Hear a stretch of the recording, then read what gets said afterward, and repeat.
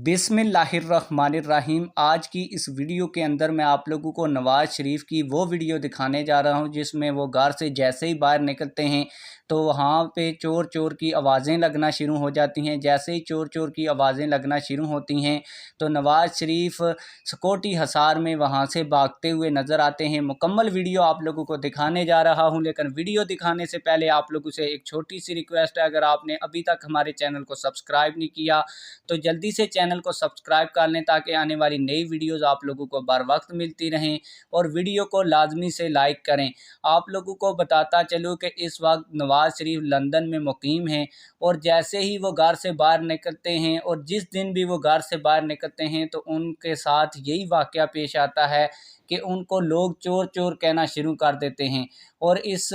सारे मामले को देखते हुए उनको वहां से भागना पड़ता है या फिर घर में दोबारा वापस जाना पड़ता है। आप लोगों को बताता चलूँ कि ये होता इसलिए है क्योंकि वो करप्शन के केसेस में चोर साबित हो चुके हैं और इस वक्त वो सज़ा से भागकर लंदन जा चुके हैं। जैसे ही वो घर से बाहर निकलते हैं, अगर कोई पाकिस्तानी वहाँ पे खड़ा होता है तो वो चोर चोर की आवाज़ें कसना शुरू हो जाता है। तो लेकिन आप लोगों को मैं मुकम्मल वो वीडियो दिखाने जा रहा हूँ, आइए वो वीडियो देखते हैं। नवाज शरीफ चोर है, चोर है, चोर है, नवाज शरीफ चोर है, चोर है, चोर है,